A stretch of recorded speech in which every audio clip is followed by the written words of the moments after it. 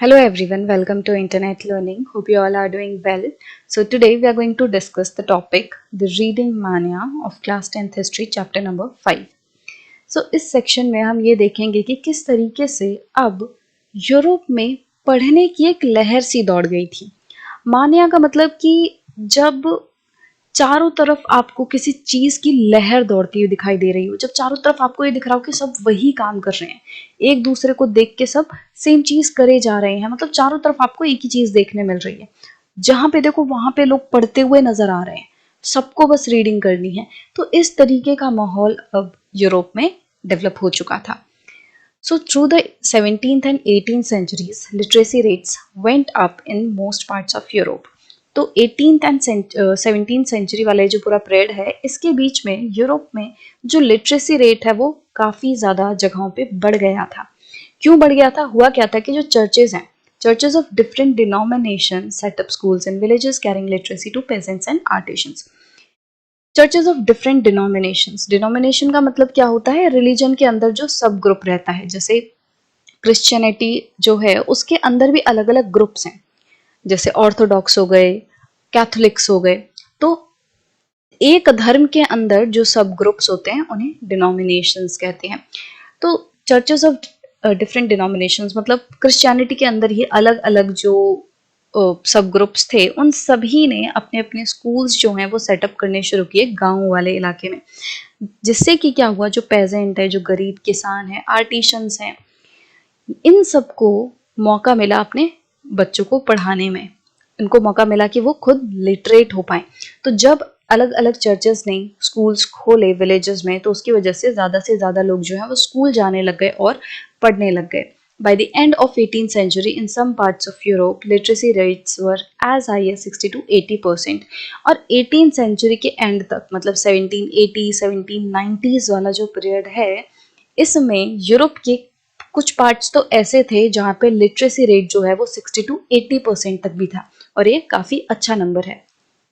As literacy and schools spread in European countries, there were a virtual reading mania. अब जैसे literacy जो है वो यूरोपियन कंट्रीज में फैली, जैसे जैसे नंबर ऑफ स्कूल्स बढ़ने लग गए, लिटरेट लोगों की मात्रा बढ़ने लग गई, वैसे वैसे यूरोप में एक वर्चुअल मानिया सा फैल गया। मतलब कि ऐसा लग रहा था कि अब हर कोई पढ़ना चाह रहा है। तो मतलब बेसिकली यही हुआ कि पढ़ने की एक लहर सी दौड़ गई। People wanted books to read and printers produced books in ever increasing numbers. अब हर पर्सन को बुक्स चाहिए थी रीड करने के लिए। लोग अब डिमांड कर रहे थे ज़्यादा से ज़्यादा बुक्स की, और इस डिमांड को पूरा करने के लिए प्रिंटर्स ने अब सबसे ज़्यादा बुक्स जो हैं वो प्रिंट करनी शुरू कर दी थी। मतलब इस पूरे दौर में जो हम प्रिंटिंग की हिस्ट्री पढ़ रहे हैं, उसमें सबसे ज़्यादा नंबर्स में बुक्स इस दौर में प्रिंट करी जा रही थी, कि अभी तक इतनी बुक्स कभी प्रिंट नहीं की गई थी जितनी अब लेट 18th सेंचुरीज और ये वाला जो पीरियड है इसमें बुक्स प्रिंट की जा रही थी, क्योंकि अब लोग और ज़्यादा डिमांड कर रहे थे।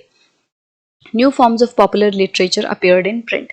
अब जब इतनी ज़्यादा बुक्स की डिमांड बढ़ रही है, इतने ज़्यादा जो लोग हैं अब वो बुक्स पढ़ना पसंद कर रहे हैं, तो जाहिर सी बात है कि अब जिस तरीके की चीज़ें प्रिंट हो रही हैं उनमें भी कुछ ना कुछ इनोवेशन आएगी। कि पहले मान लो सिर्फ और सिर्फ फोक टेल्स प्रिंट की जा रही थी, अब और कुछ नया हो रहा है। अब साइंस से रिलेटेड चीज़ें जो हैं आ रही हैं। तो मतलब अब जो पॉपुलर लिटरेचर है उसकी फॉर्म नई आ रही थी, नए तरीके के लिटरेचर्स आ रहे थे जो कि नए ऑडियंसेस को टारगेट कर रहे थे।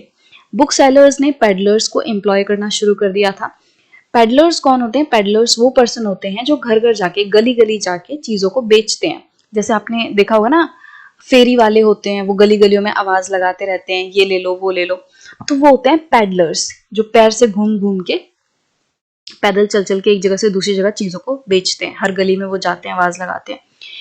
सो ये जो बुक सेलर्स थे उन्होंने क्या किया, उन्होंने पैडलर्स को हायर किया, और ये जो पैडलर्स हैं वो जगह जगह घूमते थे, गांव गांव घूमते थे बुक्स को बेचने के लिए। और पैडलर्स छोटी छोटी बुक्स को रखते थे बेचने के लिए, जिससे कि कोई भी पर्सन आसानी से, क्योंकि छोटी बुक्स रहती हैं, कैरी करने में आसान रहता है, तो ज़्यादा से ज़्यादा लोग जो हैं ऐसी बुक्स ही प्रेफर करते थे जो छोटी हो, हैंडल करने में आसान हो।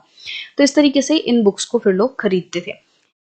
There were almanacs or ritual calendars along with ballads and folk tales.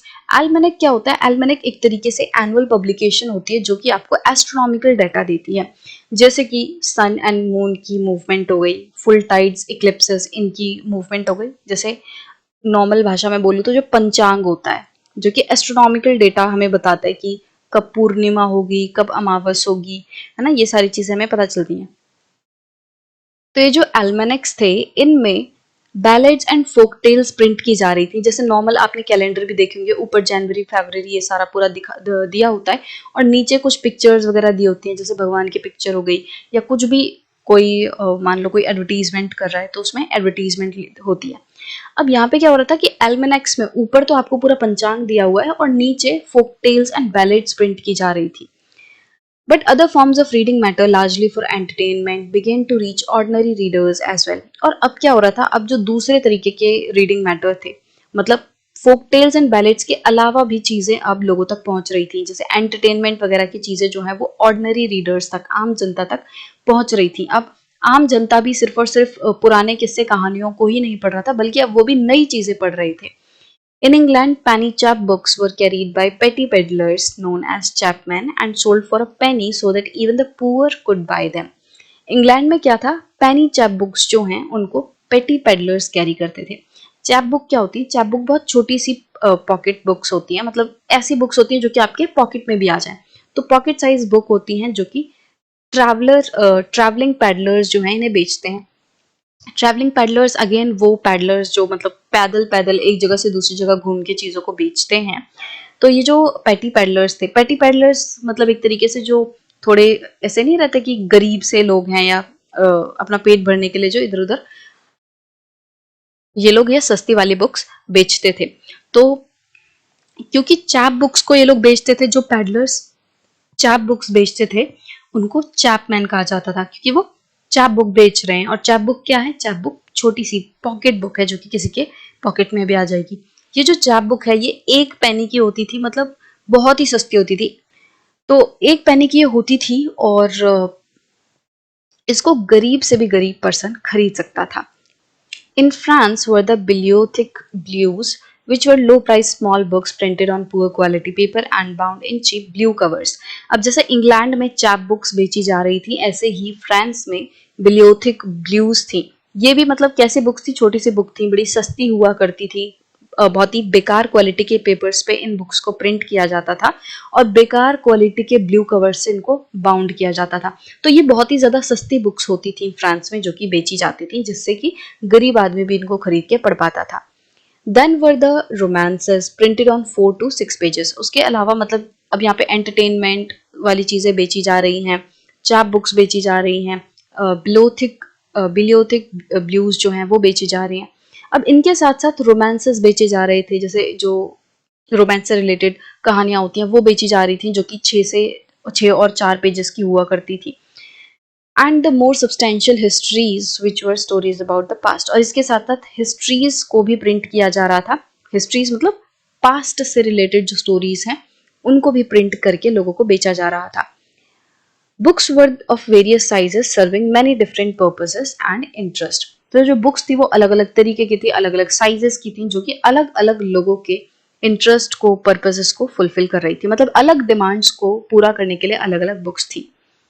The periodical press developed from the early 18th century, combining the information about current affairs with entertainment. अब अर्ली 18th सेंचुरी से periodical presses जो है वो आ गई थी। Periodical presses मतलब कि ऐसी प्रिंट्स, ऐसी राइटिंग्स जो कि हर कोई पर्टिकुलर पीरियड में प्रिंट होती हैं, जैसे हर हफ्ते आती हैं, वो हर रोज आती हैं या हर महीने आती हैं। तो ये क्या है? पीरियडिकल प्रेस, मतलब वो पीरियडिकली आती हैं। ठीक है, तो पीरियोडिकल प्रेसेस में क्या होता था? करंट अफेयर्स एंटरटेनमेंट के साथ रहते थे। करंट अफेयर्स मतलब कि आपके चारों तरफ क्या चल रहा है वो आपको बताएंगे, और एंटरटेनमेंट भी रहता था, कोई किस्से, कहानियां, कोई एंटरटेनमेंट की चीजें भी उन पीरियोडिकल प्रेसेस में रहती थी। न्यूज़पेपर्स एंड जो जर्नल्स थे वो वॉर से रिलेटेड इंफॉर्मेशन कैरी करते थे, आसपास क्या चल रहा है, ट्रेड में क्या चल रहा है, व्यापार का क्या सीन है, और दूसरे जगहों पे किस तरीके से कोई इंसिडेंट वगैरह हो रहा है। तो इन सब की जो न्यूज़ है वो न्यूज़पेपर्स एंड जर्नल्स में लिखी रहती थी। तो ये भी क्या है? पीरियोडिक जर्नल्स हैं, ये आ रहे थे और लोग इनको पढ़ रहे थे। Similarly, the ideas of scientists and philosophers now became more accessible to the common people. अब जब बुक इतनी ज़्यादा बेची जा रही हैं और अब यहाँ तक कि जो गरीब आदमी है वो भी बुक्स को पढ़ सकता है, तो इसकी वजह से जो रीच है वो बहुत ज़्यादा बढ़ गई. अब साइंटिस्ट एंड फिलोसफर्स जो हैं वो भी अपने आइडियाज को कॉमन पीपल तक पहुंचा पा रहे थे. मतलब अब आम आदमी भी बड़े से बड़े साइंटिस्ट एंड फिलोसफर की बात पढ़ पा रहा था. Ancient and medieval scientific text were compiled and published. Ancient and medieval scientific text मतलब कि पुराने टाइम के जो साइंटिफिक टेक्स्ट हुआ करते थे उनको कंपाइल किया गया और उनको प्रिंट किया गया.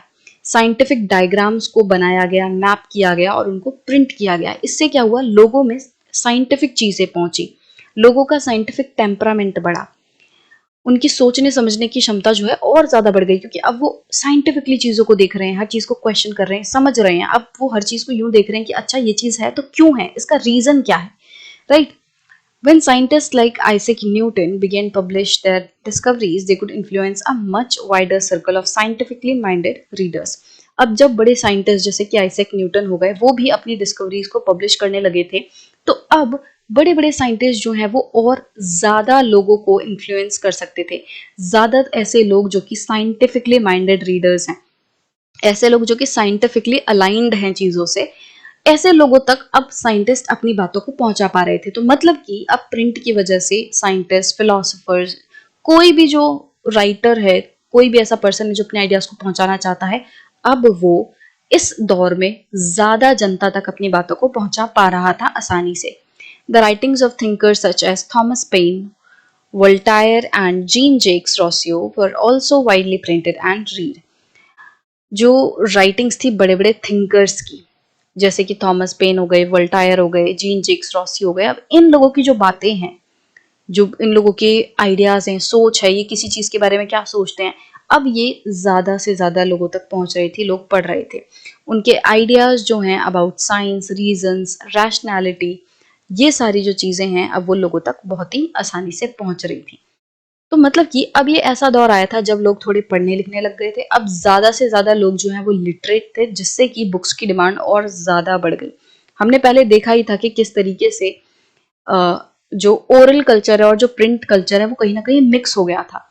अब क्या हुआ कि जो लोग पढ़ नहीं पाते थे अब वो भी पढ़ पा रहे हैं. अब ज्यादा से ज्यादा जनता जो है वो पढ़ सकती है, लिख सकती है. तो इससे क्या हुआ, बुक्स की डिमांड और ज्यादा बढ़ गई, अलग अलग तरीके की बुक्स आने लग गई. साइंटिस्ट, फिलोसफर्स, थिंकर्स, ठीक है, एंटरटेनमेंट वाली चीजें, ये सारे लोगों के आइडियाज, ये सारी चीजें जो हैं अब वो ज्यादा जनता तक पहुंच रही थी. अब इससे क्या हमें पता चला कि अब एक ऐसी दुनिया जो है डेवलप हो रही थी, एक ऐसा दौर डेवलप हो रहा था जहाँ पे रीडिंग जो है वो लाइफ का एक इम्पॉर्टेंट पार्ट बन चुका था. और जहां आप देखोगे, जिस भी इंसान को देखोगे, वो कुछ ना कुछ पढ़ रहा होता था. इस तरीके का माहौल अब बन चुका था यूरोप में. तो आई होप कि आपको ये जो सेक्शन है वो क्लियर होगा.